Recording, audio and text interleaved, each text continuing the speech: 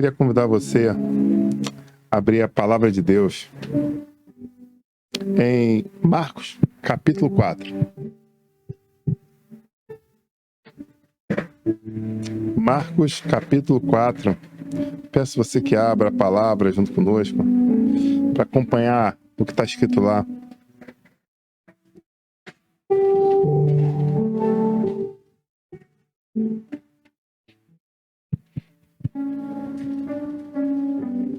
Amém, igreja? Assim diz a palavra do Senhor. Naquele dia, sendo já tarde, Jesus disse aos seus discípulos: vamos passar para a outra margem. E eles, despedindo a multidão, o levaram, assim como estava, no barco, e outros barcos o seguiam. Ora, levantou-se grande temporal de vento, e as ondas se arremessavam contra o barco, de modo que o mesmo já estava se enchendo de água. E Jesus estava na popa, dormindo sobre o travesseiro. Os discípulos o acordaram e lhe disseram: Mestre, o Senhor não se importa que nós pereçamos? E ele, despertando, repreendeu o vento e disse ao mar: acalme-se, fique quieto. E o vento se aquietou e tudo ficou bem calmo. Então Jesus lhes perguntou: por que vocês são tão medrosos? Como é que ainda não têm fé?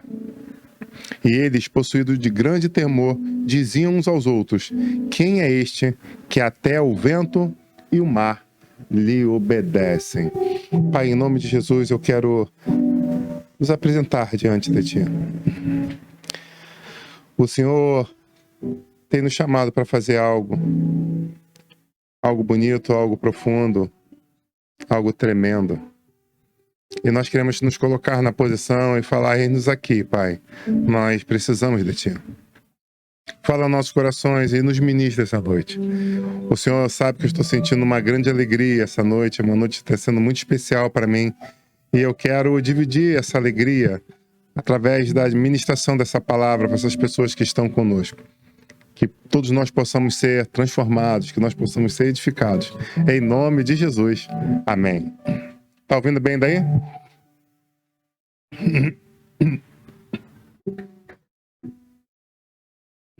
Aquele hino estava bem alto. Eu tô sentindo aqui, ó.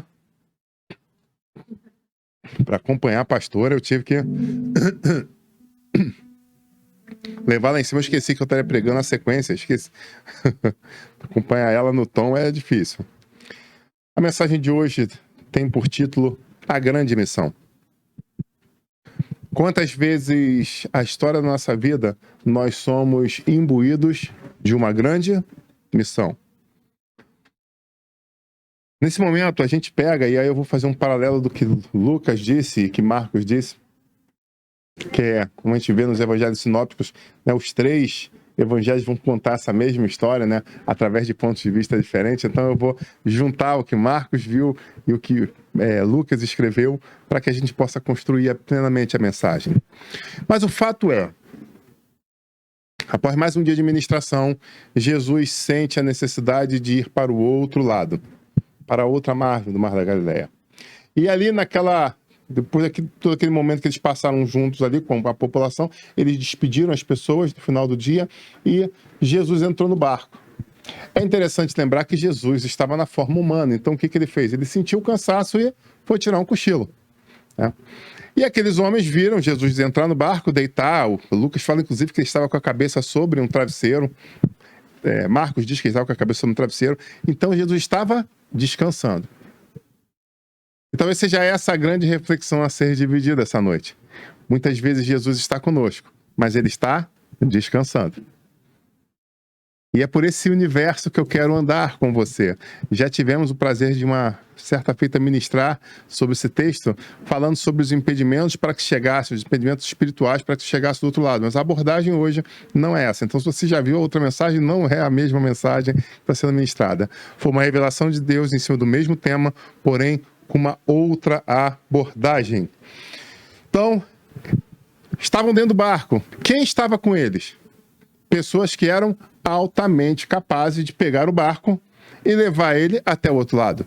A gente precisa lembrar, mas qual era essa travessia? A gente sabe que a Mar da Galileia tem em alguns momentos, uma travessia de aproximadamente 13 quilômetros. E você que mora no Rio sabe que essa é a travessia que nós temos na ponte Rio-Niterói, né, de um lado ao outro da ponte. Então, pensando que por barco é a mesma distância, então, quando você pega a barca Rio-Niterói e vai até o outro lado, é aproximadamente isso que é navegado, 13 quilômetros.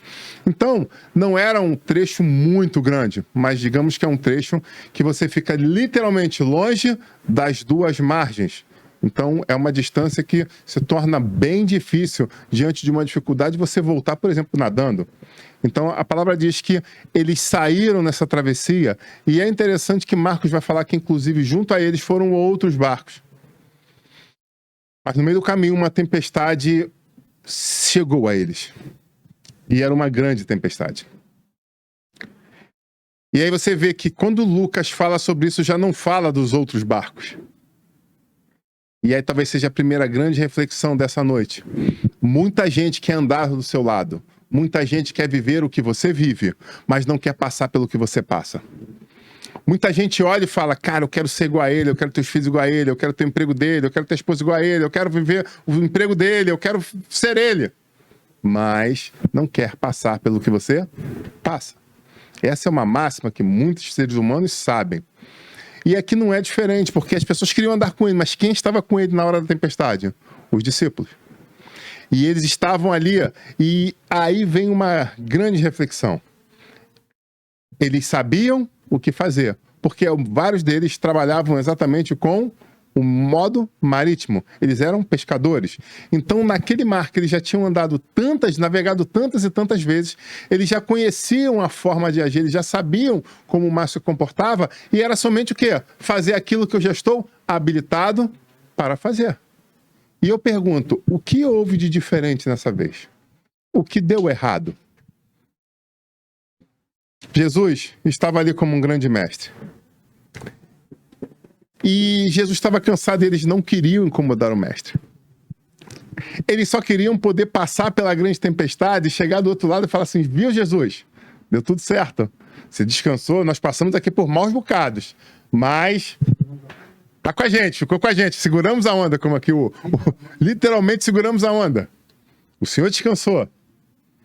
E nesse momento, enquanto eu lia esse texto e refletia sobre ele, o Espírito Santo fez alguma coisa muito interessante comigo.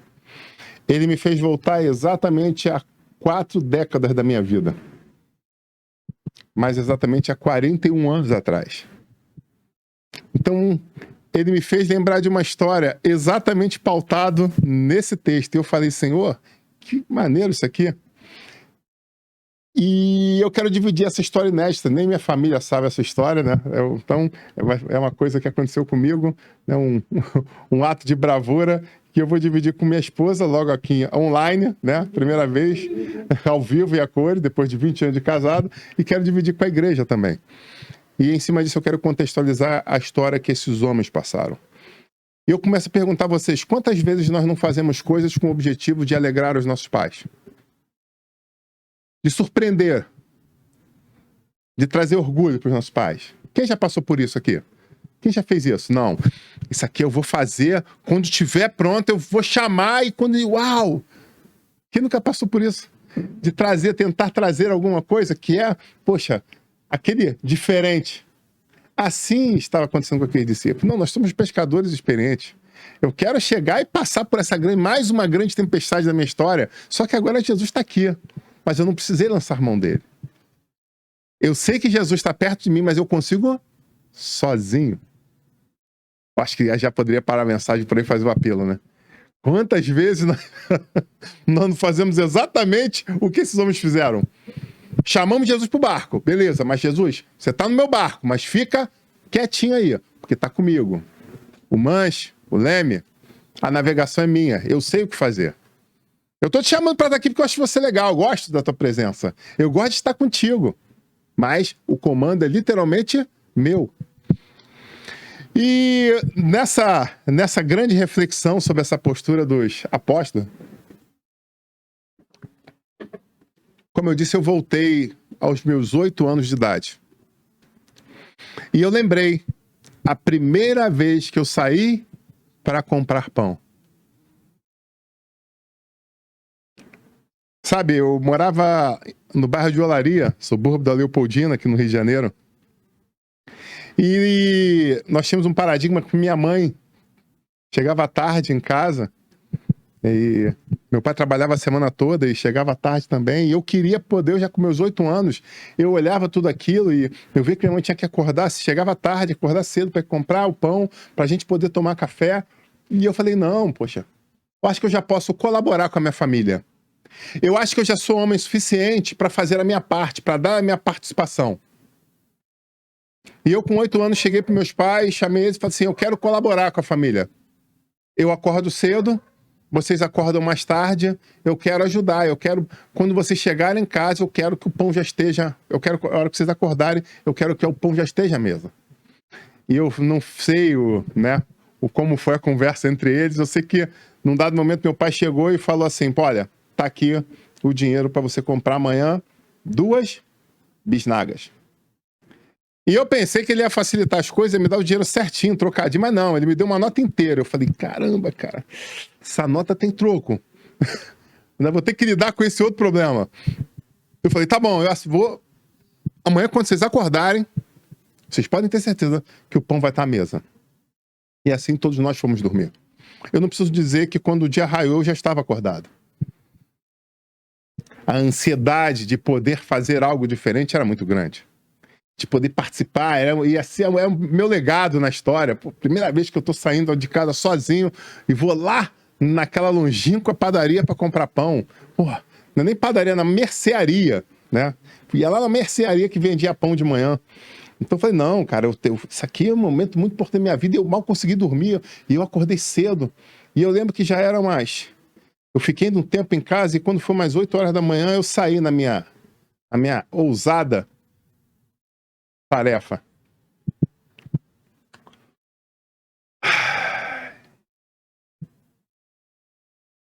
O que eu não lembrava, e o Espírito Santo ministrou meu coração, é por que eu quis fazer isso.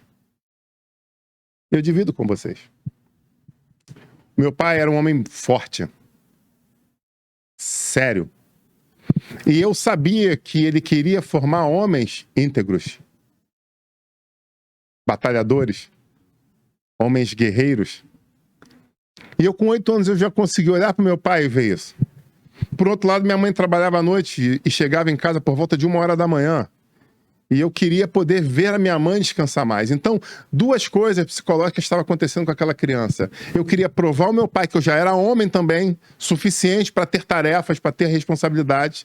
E ao mesmo tempo eu queria proteger a minha mãe, dando direito a ela a um pouco mais de sono. Como eu disse, eu queria fazer parte, eu queria me envolver na história da família. E a mercearia ficava a 4 quarteirões da minha casa.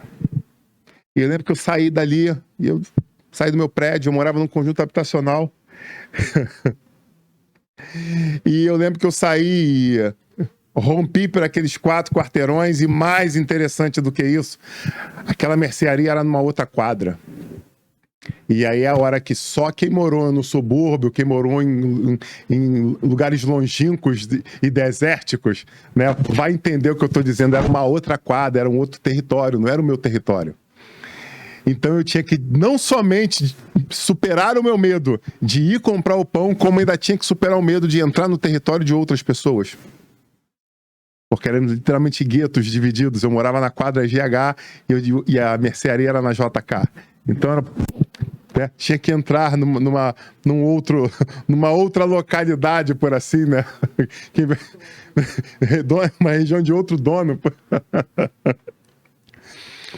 Mas quando eu desci naquela missão, eu tinha algumas coisas que eu foquei. E a primeira coisa era não ser roubado pelos meninos mais velhos. Eu tinha que romper aquele território com um dinheiro na mão.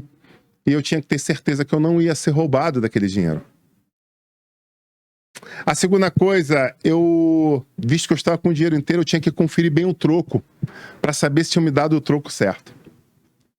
Uma terceira guerra que ia ser enfrentada, e aí quem é mais antigo vai entender, é que tinha aquele baleiro da bala soft. Olha aí, hein? Quem sabe do que eu tô falando aqui, ó. Tem gente que se arrepiou agora. Aquele redondo de vidro, que tinha um monte de tampinha de 3 andares. Meu Deus do céu, só quem viveu isso aí sabe o que né? Que era chiclete, era bar. Então o cara botava aí ficava ali aquele monte de doce ali, né? Do lado ali da venda, e eu tinha que olhar para aquilo e lembrar que eu tinha uma responsabilidade, que era comprar o pão e levar o troco inteiro para casa. Até mesmo porque nesse momento da nossa vida, o dinheiro era um tanto quanto escasso. Então eu não podia me dar o direito nem de fazer uma graça como essa. Eu tinha uma responsabilidade, eu ia cumprir a minha missão. Eu não ia ser roubado, eu ia conferir o troco, eu não ia comprar nenhuma besteira com dinheiro que meu pai tinha me deixado ali na minha mão com confiança. E a última grande tarefa, e essa daí só quem também viveu vai poder entender, é que eu tinha que pegar aquelas 2 bisnagas que eram enrolado por um pedaço de papel no meio, enrolado no barbante e entregue para você. Meu Deus do céu, cara, que coisa romântica que era aquilo, cara, um pedaço de papel, a bisnaga desse tamanho, o cara pegava um pedaço de papel, que era só exatamente para você não botar na mão do pão, então enrolava no meio, pegava o barbante, dava 2 voltas, enrolava, te entregava aquilo ali, você pegava ali. E eu tinha que voltar agora os meus 4 quarteirões, sem deixar o pão cair e ao mesmo tempo sem amassar o meio do pão. Porque senão, né, se você distrai, se apertasse ali, ele ia ficar só um farelinho ali com duas pontas dobradas. Então eu tinha muitas responsabilidades para quem tinha 8 anos de idade. O fato é, eu cumpri a minha tarefa. Eu cumpri a minha tarefa, cheguei em casa e quando meus pais acordaram, o pão já estava lá, o troco conferido do lado do pão. E um menino muito sorridente. Ao mesmo tempo sorridente, mas com um ar sério ao mesmo tempo. Tipo assim, eu consegui cumprir a minha primeira grande missão. Sabe, o que eu mais queria naquele momento era ser presenteado. Mas o que? Você queria um carrinho? Você queria um brinquedo? Não. Eu queria palavras de reconhecimento. Para quem já foi escoteiro, vai saber, eu queria poder botar meu manto de escoteiro e ganhar uma aqueles brevês que os escoteiros ganham. Os broches, né? O corajoso comprador de pão. Se eu fosse escoteiro, era... Deve ter esse broche lá no escoteiro, tem broche de tudo. O lavador de louça, o que faz comida, né? O que monta a barraca. Então, eu acho que deve ter esse broche lá também. Aquele que vai comprar o pão. Aí você pergunta, pastor, por que você lembrou dessa história? Porque tem vezes que a gente faz coisas que a gente quer trazer honra à família. A gente quer trazer dignidade, a gente quer mostrar que nós somos diferentes dos outros. Sabe, depois desse momento, eu lembro que minha mãe e minha avó podiam descer para a pracinha e conversar com as outras mães, né? Uau, meu filho já compra pão lá na outra quadra sozinha. Né? Era um status, né? Meu filho está desenvolvendo, meu filho está virando homem, né? Aí, de repente, falava assim, não, minha filha já tá lavando um tanque de roupa inteiro. Sério? Porque, acreditem, não tinha máquina de lavar, era no tanque. Naquele tanque, não tem uns dentinhos no tanque? Aquilo tem um sentido. Lá no milênio passado, aquilo servia para alguma coisa, tá? Aquele monte de barriguinha no tanque. Talvez tem gente hoje que nem sabe para que serve aquilo, né? Para que o tanque tem uns carocinhos ali, né? Era para você esfregar a mesma roupa para tirar a sujeira, né? Então, era um motivo de orgulho que você podia falar sobre o desenvolvimento dos seus filhos. E eu tinha conseguido, como disse, um desses brevês de coragem. Sabe? Mas existem outros momentos da nossa vida que tomamos também algumas atitudes que não trazem orgulho, que não trazem reconhecimento, que não trazem vitórias e conquista, mas trazem tristeza e decepção. E o mais interessante, quando nós estamos passando por isso, é que a nossa tendência é se esconder. Fugir. Principalmente daquelas pessoas que nós mais amamos. Porque quando você ama realmente uma pessoa e ela está no erro, o que nós tendemos a fazer com essa pessoa? O que nós tendemos a fazer? Nós tendemos a tentar trazer ela de volta para o que é certo. Então, quando nós amamos de verdade, nós vemos que a pessoa está numa situação de buraco, de caos, nós não queremos, pura e simplesmente, continuar sorrindo para ela e fazer de conta que está tudo certo. Não, de forma alguma. Nós ficamos inquietos, nós choramos por ela, nós nos inquietamos porque queremos ver ela voltar a uma situação de honra, de vitórias e de conquistas. A grande questão é que Muitas vezes, quando nós cometemos esse erro, nós nos escondemos por um motivo simples. Porque nós sabemos que estamos errados. Então nós sabemos que nós nos metemos no buraco, que nós sabemos que tomamos decisões que não devíamos ter tomado. Nós sabemos que estamos fazendo coisas que trazem tristeza, vergonha. Nós sabemos. Na maior parte das vezes, nós sabemos. E aí você pergunta, se nós sabemos, e sabemos que as pessoas que nos amam também sabem, e que querem, por que que nós fugimos? E aí o Espírito Santo ministrou meu coração o porquê. E ele começou a lembrar. Lembra o que Freud disse? Lembra que você estudou? Eu falei, verdade. É por isso. Por uma coisa que Freud chama de recalque. Sabe, na psicanálise, quando nós falamos de recalque, nós falamos de uma situação que as pessoas, diante de um confronto, seria, resumindo, a miúde, de uma forma bem simplória, é como se eu separasse o consciente do inconsciente. Como se eu separasse aquilo que eu sei que está me machucando, porque estou errando. Eu pego aquilo, coloco aquilo embaixo de uma mesa e pego aquilo que eu finjo que é o certo e coloco como sendo um universo paralelo. Eu começo a viver uma outra situação que eu estou enganando somente a mim. Porque todos, quando olham, falam situação de buraco, e você fala, eu estou feliz.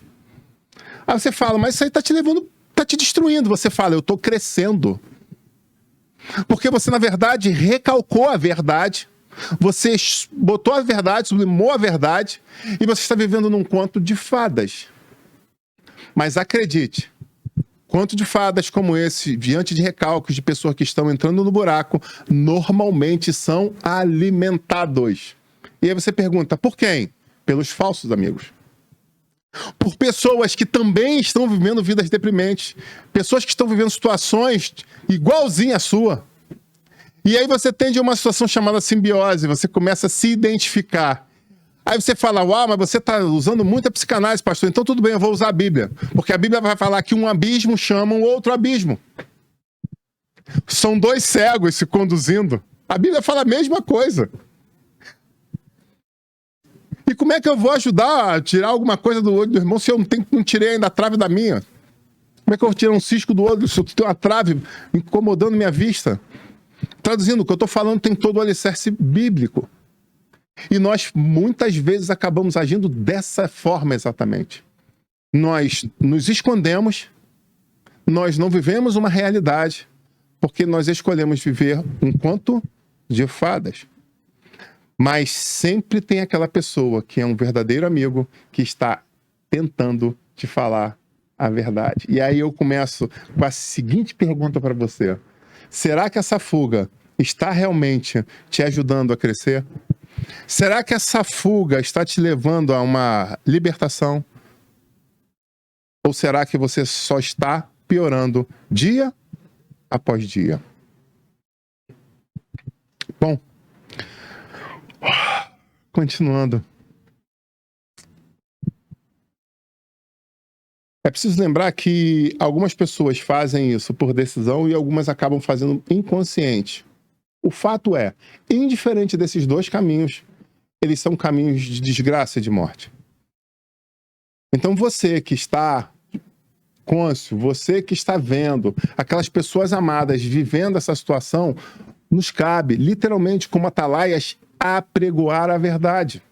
Nós não podemos desistir dessa pessoa diante de uma fala. Como eu já vi uma pessoa falando, não, teve um dia, num jantar, que eu estava em família, e aí no meio do jantar eu cheguei para essa pessoa e falei, você tá errada por causa disso. E ela riu para mim e continuou jantando. Pronto, já não tem mais culpa nas minhas costas. Eu tentei, eu falei, pô, que legal, hein? Bem propício. Num ambiente descontraído, você chega, joga uma frase de impacto para a pessoa dá um sorriso para você, continua vivendo, e você acha que aquilo ali já foi suficiente. Será que esse é o tamanho do seu amor para essa pessoa? Mas, pastor, eu tentei. Eu falei assim, não. Até onde você foi? Você foi até o sangue? O quanto você tentou ajudar realmente essa pessoa? E talvez a pergunta, muitas vezes, fala de uma forma inversa.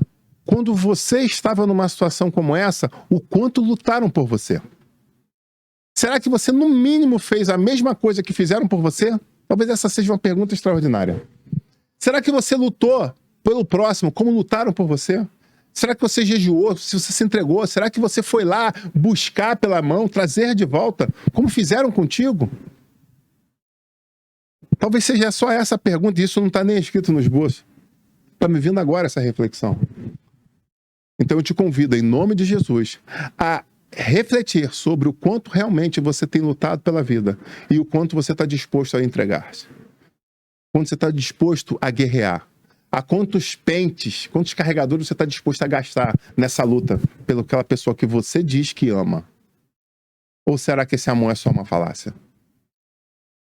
Porque a palavra fala também no livro de Provérbios que em todo tempo ama o amigo, mas na angústia nasce um irmão.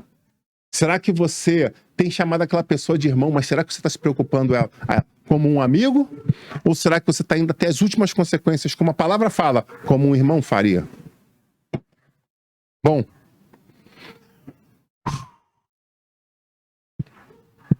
a grande realidade que eu posso trazer para você é que quando nós, diante de uma situação de erro, decidimos continuar a fugir, nós só damos mais combustível para o inimigo apertar a sua corrente, que nos aprisiona.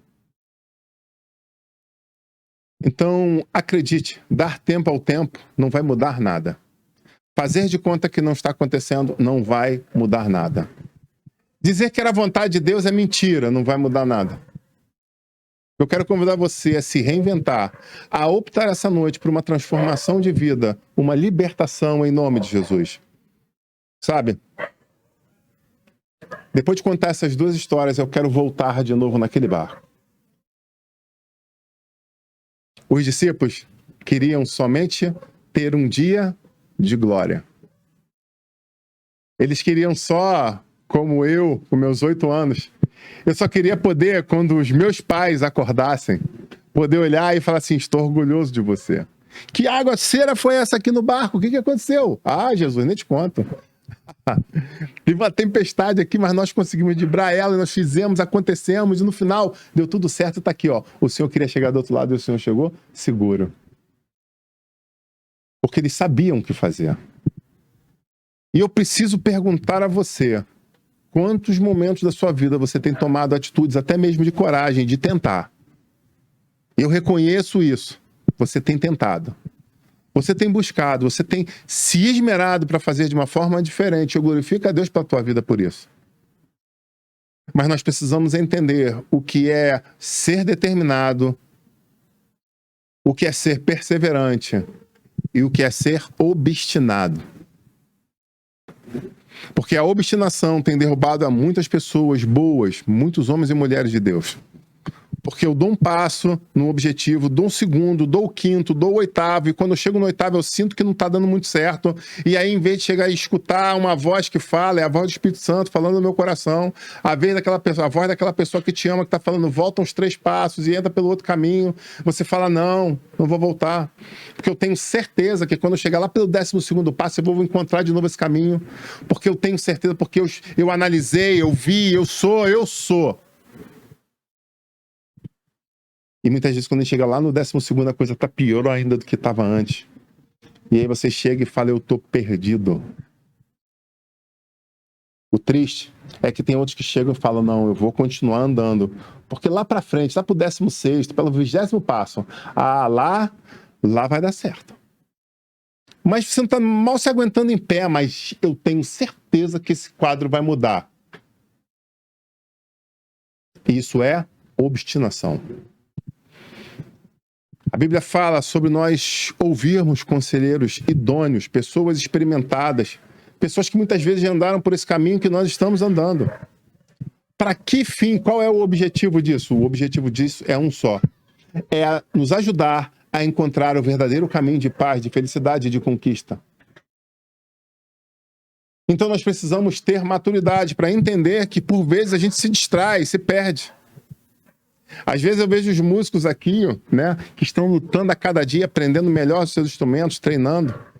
Que às vezes um chega e fala sol, dó, o outro mas dó normal, dó sustenido. E às vezes erra um tom. Ou às vezes, em vez de entrar no tom certo, entra um tom acima. Onde você consegue cantar, mas a tua voz vai ficar forçando. E aí, às vezes, no momento que tá no louvor, chega e faz aquele sinal, tipo assim, abaixa um tom. E eu pergunto, se você não pedir para baixar esse tom, não, eu não vou. Eu vou levar até o final. E aí, como fica a tua garganta? Como fica a tua voz? O desgaste é muito maior. Ah, mas se de repente for uma música, você até sobrevive. E se for um período de louvor de 30 minutos? Será que você termina com voz ou não? Talvez seja essa a reflexão que eu traga para você. Nós precisamos entender que, por vezes, nós erramos sim. Tem vezes que nós fazemos coisas que são verdadeiros golaços. É bingo. Você faz e traz orgulho para todo mundo e todo mundo fica feliz, todo mundo fica maravilhado.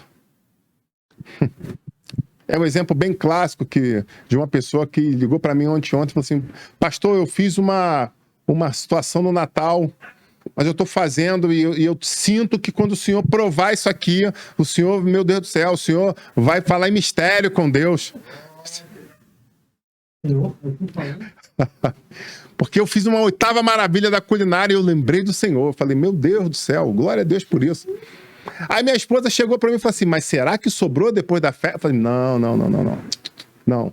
Mulheres, que é isso, mulher? Mantenha o foco. Porque quando a pessoa falou comigo, ela já falou o quê? Eu vou separar a sua porção.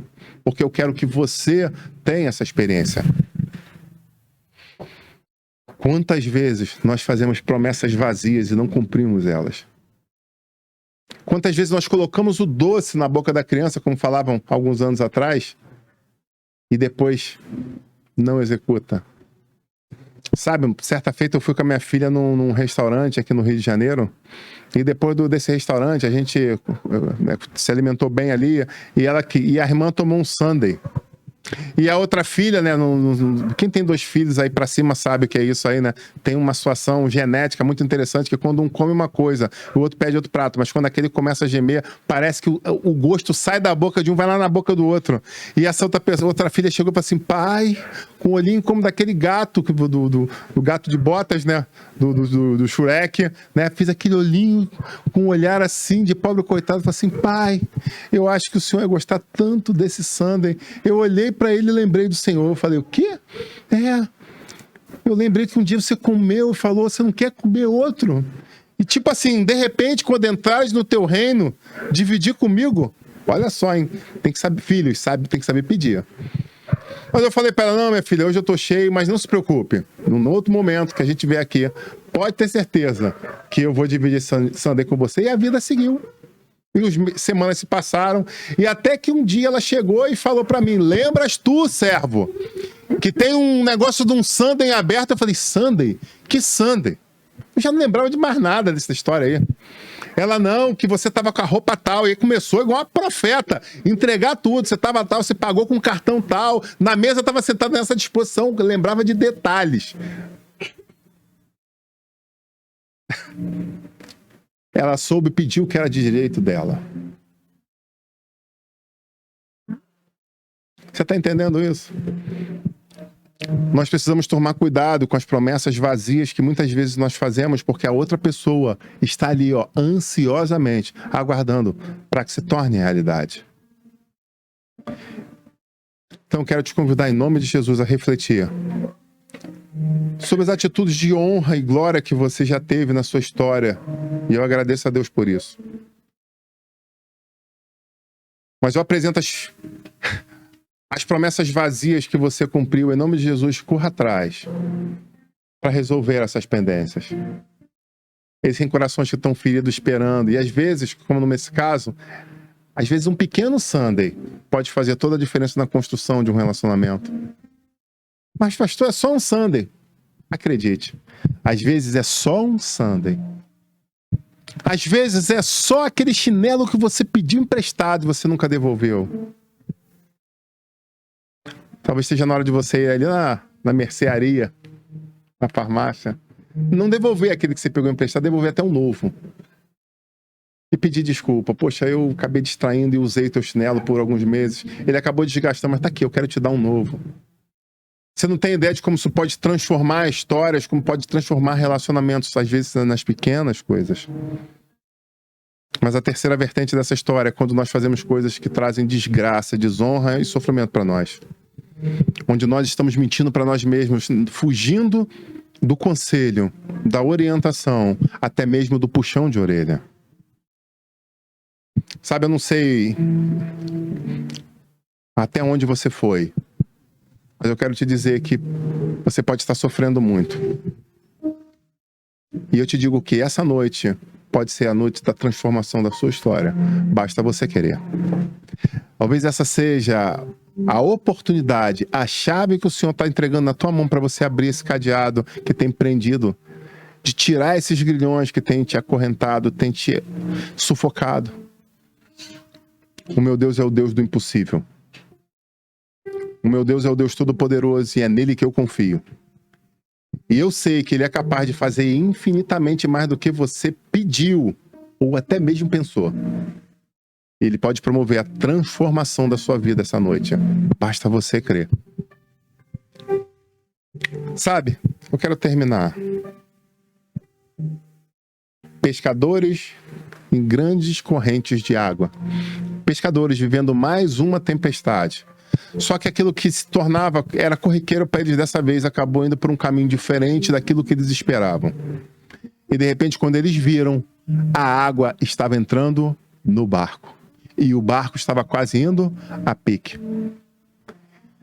E chegou um dado momento que um olhou para o outro e falou assim: eu não sei mais o que fazer. Fugiu do meu controle. Eu já enfrentei muitas tempestades e eu fiz tudo o que eu sabia. Agora deu batente. Agora eu não sei mais o que fazer. E você? Eu já não sei o que fazer há mais tempo atrás. Eu estava esperando eu estava confiando na tua expertise. Porque você é mais experiente que eu. Eu também não sei o que fazer. E eu fico imaginando que aqueles homens olharam e algum deles teve o discernimento de fazer o mais correto da história das suas vidas. Foi chamar Jesus para o problema. Foi acordar o mestre. E chegar e falar: mestre, não te importa que a gente pereça? A gente vai morrer. Eu agradeço a Deus que Jesus não é igual a uma das minhas filhas, que eu não vou falar o nome por questões éticas. Porque se acordasse ela com esse discurso, meu amigo, ia descer a trovão do céu. Vai morrer porque me acordou aqui no meio do aniversário.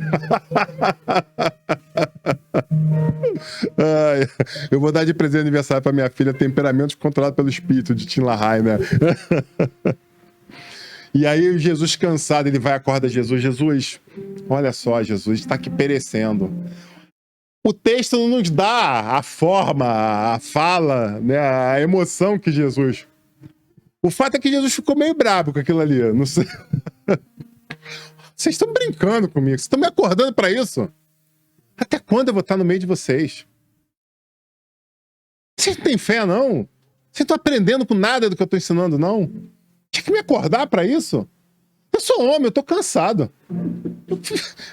Quando eu estiver lá no céu, que eu estou lutando para chegar lá, eu vou perguntar assim: naquele dia o senhor estava cansadão, estava não? Como é que foi seu tom quando você estava falando com... Conta para mim, eu quero ouvir. A gente vai ter eternidade para ter essa conversa. Eu sei que tem muita gente, tem muita pergunta, mas na eternidade vai ter um momento que eu vou poder perguntar algumas coisas. Ai, ai. E Jesus, numa palavra, resolve o problema deles.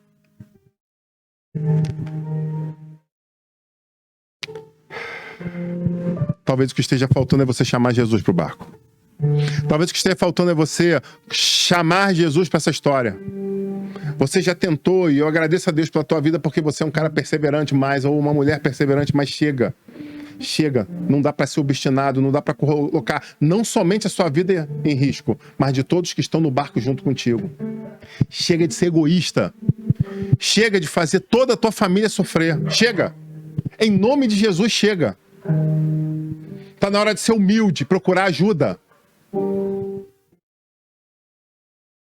Eu sei que você tentou, eu reconheço isso e eu agradeço a Deus porque você tentou. Porque você também não ficou como muitos covardes somente sentados chorando de canto. Você tentou, mas tem uma hora que tem que parar e ser humilde e falar: Jesus, me ajuda. Tem hora que a gente tem que chamar pessoas que são boas nisso para dentro do barco, para te ajudar. Senhor, está afundando. Talvez só esteja faltando isso, você falar: Senhor, ser sincero com o Senhor. Senhor, está afundando.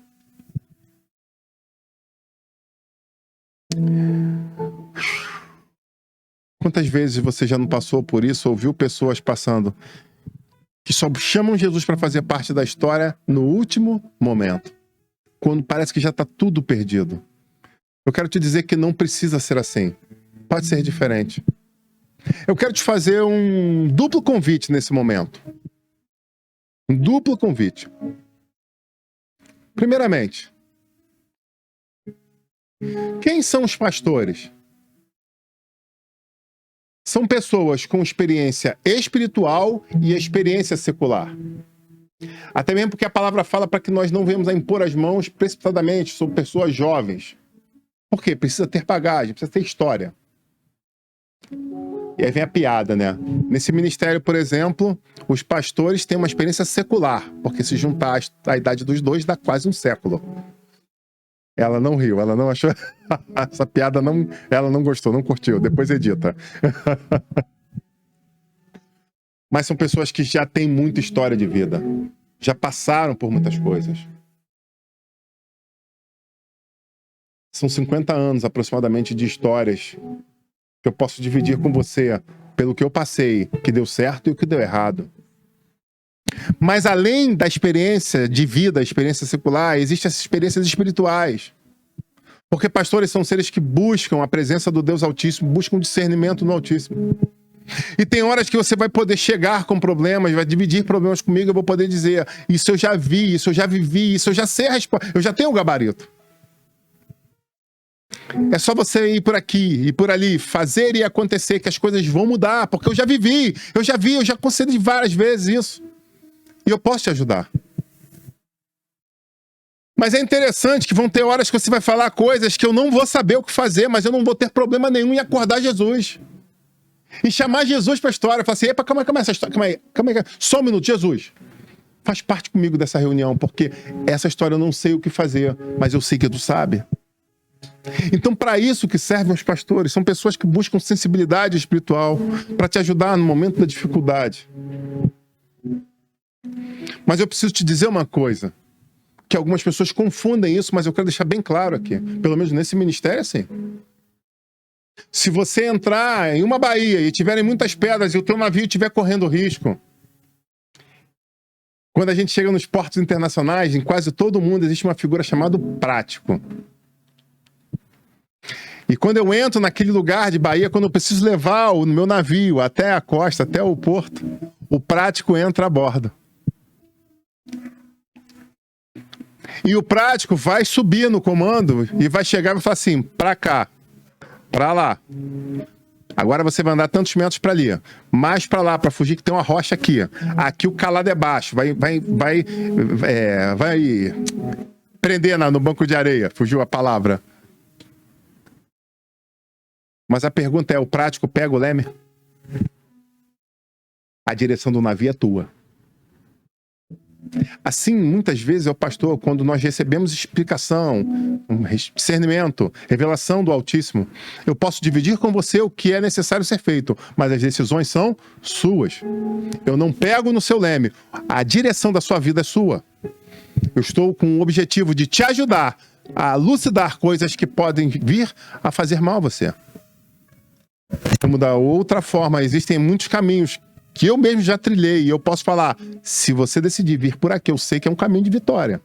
Eu sei que é um caminho de conquista. Eu já experimentei isso, já vi outros experimentar esse caminho. A decisão também é sua. Agora a segunda. Permita-se ser confrontado em amor. Sai dessa toca, sai desse buraco que você se colocou. E permita ouvir. Por mais que você saiba o que você vai ouvir, mas permita-se ouvir. Porque muitas vezes, quando nós estamos vivendo num mundo de ilusão, quando nós decidimos abrir os nossos ouvidos e ouvir uma palavra idônea de uma pessoa que nos ama, aquilo entra em nós de uma forma diferente. Aquilo nos traz uma reflexão e um confronto diferente. E eu quero te dizer que esse confronto, na maior parte das vezes, é libertador. Então chega de fugir do confronto. Está na hora de você chegar, assumir, olhar no olho das pessoas que te amam. Sabe, teve uma vez que eu tive com um rapaz que tive uma experiência muito fantástica com ele. Ele fugindo de mim. Até que um dia ele chegou, procurou, baixou a cabeça e falou assim: vai, fala. Fala o que tem que falar, pode falar. Aí eu olhei e aí, né? Falei, uau, eu sou réu, confesso, já sabe a minha história e pronto, tô aqui para ouvir mesmo. Eu tô fugindo de ouvir o que o senhor tem que me dizer. Mas essa noite eu tomei a decisão de fazer diferente, porque eu não aguento mais viver o que eu tô vivendo. Então permita-se, como homem de Deus, ser usado e fala o que eu preciso para ser liberto. Sabe, aquela história me marcou. Eu olhei e falei, Senhor, o Espírito Santo falou, já contemplei. E eu pode dizer para ele que pela decisão dele, a vida dele começa a mudar hoje. Eu não precisei nem falar nada. O Senhor operou na decisão dele, na confissão e no reconhecimento dele. Olha que fantástico isso. É lógico que a partir dali não foi porque ele por simples fez isso, mas quando ele saiu dali, ele decidiu tomar as decisões corretas. E é isso que o Espírito Santo nos diz de uma forma maravilhosa. Vende como estás.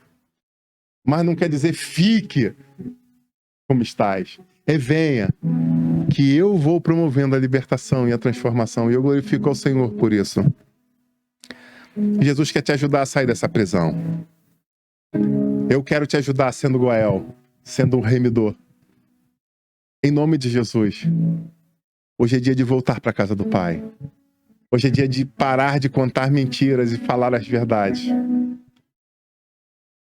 Mas, pastor, esse carnegão tá muito inchado e eu sei que se eu tirar esse...